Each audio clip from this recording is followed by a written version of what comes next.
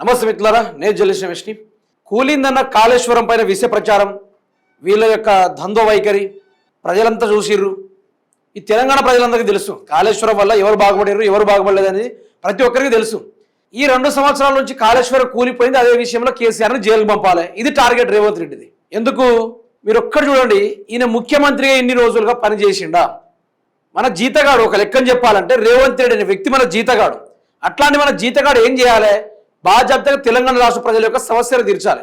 కాళేశ్వరం కూలిందంటే అక్కడ పోయి కట్టాలి, చిరగబాసిందంటే ఆడికి పోయి మధ్యలో మాల్ పెట్టుడా, కంకర వేసుడా, సిమెంట్ వేసి నూకాలా, ఏదో ఒకటి చేసి దాన్ని రిపేర్ చేయాలా. అవన్నీ చేసి వదిలేసి అదే కాళేశ్వరం మీద కేసీఆర్ని ఉరిదీస్తా, హరీష్ రావుని ముల్లన సాగర్ మీద దుంకి సావాలే, వీళ్ళిద్దరిని కలిపి అక్కడ ఉరిదీస్తా అని చెప్పుడు ఇది మాటలు ఎంతవరకు కరెక్ట్? దీని ప్రజలు ఎవరు కూడా వినడానికి సిద్ధంగా కూడా లేరు. కేసీఆర్ని ఏమని తలుచుకుంటే ఇప్పటిదాకా సావు నోట్ల తలబెట్టి ఢిల్లీ మెడలు వంచి తెలంగాణ తీసుకొచ్చినని ఇప్పటిదాకా మాట్లాడుకుంటారు. అటువంటి కేసీఆర్ని పట్టుకొని నానా రకాలుగా మాట్లాడి 2 ఏళ్ల పరిపాలన కాలయాపన చేసిర్రు. ఈరోజు మనం ప్రభుత్వానికి మనం డబ్బులు కడతా ఉన్నాం, మనం పనులు కడతా ఉన్నాం. మనం ఓటేస్తేనే ముఖ్యమంత్రి అనే వ్యక్తి ఇంతకుముందు ఒక దొంగగా ఉండే. ఇది నేను చెప్పే ముచ్చట కాదు. ఈరోజు గూగుల్లో కొట్టినా, ఈరోజు ఏ కోర్టును అడిగినా, ఏ లాయర్ని అడిగినా, ప్రజల్ని అడిగినా కూడా వచ్చే మాట రేవంత్ రెడ్డి దొంగతనం చేసిండు కొన్ని ఏళ్ల క్రితము అనే చెప్తా తప్ప రేవంత్ రెడ్డి మంచి నాయకుడు, ఉద్యమకారుడు, తెలంగాణ కోసం కొట్లాడినోడు అనే ముచ్చట ఇక్కడ రాదు. అట్లాంటి వ్యక్తిని రాష్ట్ర ప్రజలు రాజును చేసిర్రు. ఈరోజు ఆయన కార్ కిరాయి పైసలు, పెట్రోలు, డీజిలు, ఈరోజు ఆయన అనుభవించే బంగ్లాల కరెంటు బిల్లులు, తినే తిండి, ఇవన్నీ మన పైసలే. ఎక్కడి నుంచి వస్తున్నాయి పైసలన్నీ? మనం కడుతున్న పనుల ద్వారానే. మరి అట్లాంటప్పుడు ఆయన మనకు జీతగాడు అవుతాడు తప్ప ఆయనకు మనం జీతగాలం కాం. ఆయన 5 ఏళ్ళు ఉంటాడు, పరిపాలించాలి, ప్రజలు మెప్పించాలి, ఓట్లేసి గెలిపించుకోవాలి. ప్రత్యేక మైపట్టగా నేను 10 ఏళ్ళు ఉంటా అంటే నీకు నువ్వు డప్పు కొట్టుకుంటే సరిపోదు, ప్రజలు డప్పులు కొట్టాలి. కేసీఆర్ ఏమో కాళేశ్వరం కట్టిండు, జలప్రదాయి, తెలంగాణ అపార భగీరథ ప్రయత్నం చేసిండు కేసీఆర్ గారు. ఆయన అధికారంలోకి వచ్చినప్పటి నేను మళ్ళీ ఇంకోసారి చెప్తున్నా, కేసీఆర్ కనుక సంపాదించుకోవాలి, కేసీఆర్ అప్పులు చేసి కుప్పలుగా సంపాదించుకోవాలనే ఆలోచన ఉండుంటే ఈరోజు హైదరాబాద్లో కానీ ఆయన చీటికేస్తే హైదరాబాద్ మొత్తం కొనకపోయేటోడా? ఈరోజు చీటికేస్తే రాష్ట్రంలో సగం భూములు ఆయన ధరణి పెట్టిండు. ఆ ధరణి ఆయన తలుచుకుంటే ఆనాడు రెవెన్యూ శాఖ కూడా వాళ్ళదే కదా. వాళ్ళు తలుచుకుంటే సగం తెలంగాణ వాళ్ళ పేరు మీదనే ఉండేది కదా భూములు. కానీ కేసీఆర్ అట్లా చేయలేదు కదా.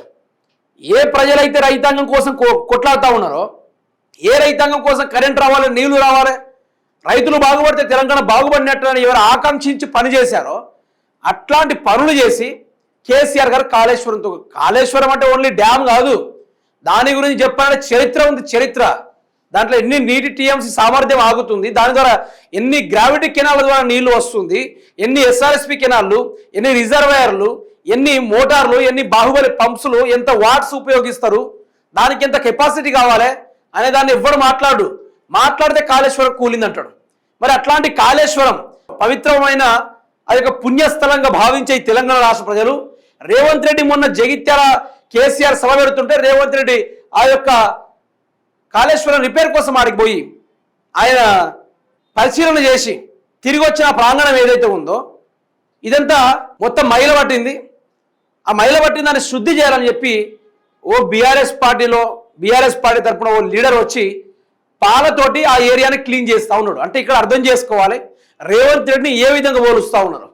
ఇంక రేవంత్ రెడ్డి మళ్ళీ నేను వస్తా, నేనే ఊగుతా, నేనే ఊపుతా అనే మాటలు బంద్ చేస్తే ఆ యొక్క కాళేశ్వరాన్ని, ఆ పుణ్యస్థలాన్ని ఏ విధంగా క్లీన్ చేస్తున్నారు, ఇట్లాంటి కాళేశ్వరాన్ని ప్రజలు ఎందుకు పుణ్యస్థలంగా మాట్లాడుకుంటారు అది కూడా ఒకసారి వివరించుకునే ప్రయత్నం చేద్దాం. ఇక మీరే చూడండి, ఆయన పాల ప్యాకెట్లు తెచ్చి మరి ఇక చూడుర్రి రేవంత్ రెడ్డి చుట్టూ జరిగిన ఏరియాల పాలతోనే కలుగుతూ ఉన్నాడు.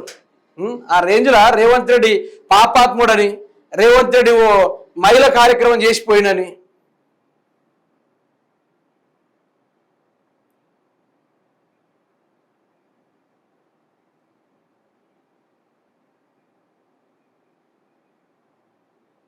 ఇక చూసిర్రా రేవంత్ రెడ్డిని గీ లెక్కన చూస్తూ ఉన్నారు, రేవంత్ రెడ్డి గారిని. అంటే ఒకటి అర్థం చేసుకోవాలి, ప్రజల కోసం నిలబడే నాయకుడు కాదు. ఈరోజు విద్యా వ్యవస్థ చెడింది, ఈరోజు ప్రజల వ్యవస్థ చెడింది, ఈరోజు ఆరోగ్య వ్యవస్థ చెడింది, ఈరోజు మున్సిపల్ వ్యవస్థ, ఎన్ని శాఖలు ఉన్నాయో అన్ని వ్యవస్థలు ఆగమైపోయినాయి. కానీ రేవంత్ రెడ్డి వాటి మీద రివ్యూ మీటింగ్ పెట్టాడు. ఈరోజు ఏదో క్యాబినెట్ మీటింగ్ పెడుతున్నాడట. చాలా అంశాల్లో బాగా సాగదీసి చర్చించాలి, అని చెప్పి కొంత సమాచారం అందిన ముచ్చటైతే ఉంది. వాళ్ళు ఏం చర్చిస్తారు తెలుసా? ఇంకా 2 నెలలే ఉంది. ఈ సంవత్సరంలోగా మనం ఎక్కడెక్కడ భూములు ఉన్నాయి మొత్తం కబ్జా చేసేసి అమ్మేసి వచ్చే డబ్బుల్ని రాబోయే ఎన్నికల ముందు ప్రజల్ని బాగా మేపాలి, ప్రజల్ని మొత్తం కాంగ్రెస్ వైపే తిప్పాలి, మళ్ళీ 10 ఏళ్ల పాటు నేనే సీఎంగా ఉండాలని చెప్పి రేవంత్ రెడ్డి ఈ తీరే క్యాబినెట్ మీటింగ్ పెడతా తప్ప ప్రజల కోసం క్యాబినెట్ మీటింగ్ పెట్టిందంటే నేను జన్మలో నమ్మ. ఈ జర్నలిజానికి మొత్తం ఫుల్ స్టాప్ పెట్టేసి వెళ్ళిపోతుంది ఎవరికైనా గదే కనుక జరిగితే. ఇన్ని క్యాబినెట్ మీటింగ్లు పెట్టిర్రు, ఏం ఒరిగింది? గడ్డి పోసని కూడా పీకలేదు వీళ్ళందరూ కలిసి, ఏం కూడా చేయలే. మనకి ఇట్లాంటి వాళ్ళు ఉండేందుకు అంటున్నా. ఈరోజు ఆ కాళేశ్వరం దాని మీద 2 సంవత్సరాలుగా ఏమంటే కేసీఆర్ని అరెస్ట్ చేస్తా, కేసీఆర్ని చేస్తా. కేసీఆర్ని అరెస్ట్ చేసాడంటే ముచ్చట ఎన్నిసార్లు చెప్పాలి? ఈ లెక్కన పంబ రేగిపోతే ఒక్కొక్కరికి సావు దగ్గరికి సావును పరిచయం చేసి మరి వెనక్కి తీసుకొస్తారు. ఆ రేంజ్లో ఉంటుంది కేసీఆర్తో పెట్టుకుంటే. ఈరోజు నువ్వే అధికారంలో ఉండి జగిత్యాలలో కేసీఆర్ పర్యటిస్తే 3 గంటల వరకు ప్రజల్ని భయభ్రాంతులు చేయిస్తే 4-5 ఆ యొక్క సమయంలో ప్రజలు తండోపతండాలకు తరలి వచ్చిర్రు. మొత్తం ఆ ప్రాంగణం మొత్తం జగిత్యాల ఏరియా మొత్తం గులాబీమయంగా మారిపోయింది. ఎక్కడ చూసినా కూడా బుద్ధి తక్కువ కాంగ్రెస్ కోటేసిన. నాది 40 ఏళ్ళ రాజకీయ చరిత్ర కాంగ్రెస్లో, నేను 20 ఏళ్ళు కాంగ్రెస్ పార్టీ కోసం పనిచేసిన అనుకుని ఈరోజు చెప్తామని చెప్ప కేసీఆర్ రావద్దు, కేసీఆర్ ఎందుకు వచ్చిండు అనేటువంటి ఒక్కరు లేరు, ఎవరు కూడా లేరు. అంత బ్రహ్మాండంగా పరిపాలన చేస్తూ ఉంటే ఈరోజు ప్రజలు ఏదో మార్పు చేద్దామని ఓటేసినందుకు ఈరోజు మంచి పని చేయాలి కదా, ఏం చేయలే. నేను ఒకటే చెప్తున్నా, ఈరోజు ఎవరు ఓకాత అనేది ప్రజలు డిసైడ్ చేస్తూ ఉన్నారు. నీ ఓకాత ఎంత, ఆయన ఓకాత ఎంత అనేది ప్రజలు డిసైడ్ చేస్తూ ఉన్నారు. ఈరోజు ప్రజల గుండెల్లో ఉంది కేసీఆర్ అంటే ఏందో. మరి రేవంత్ రెడ్డి ఏ గుండెలో ఉన్నాడు? మరి ఢిల్లీ గుండెలో ఉన్నాడా, దావోస్ గుండెల్లో ఉన్నాడా, ఆంధ్ర గుండెల్లో ఉన్నాడా, లేకపోతే కర్ణాటక గుండెల్లో ఉన్నాడా? ఎవరి గుండెల్లో ఉన్నాడు రేవంత్ రెడ్డి? ఏమైనా ఒరుగుతుందా ఈయన వల్ల? ఏమైనా అవుతుందో? పావుల పైసలు ఏమైనా తెచ్చిండా తెలంగాణ రాష్ట్రానికి? ఇన్నిసార్లుగా కేంద్రానికి పోయిండు, ₹1 తీసుకొచ్చినట్టు తీసుకొని రాలేదు.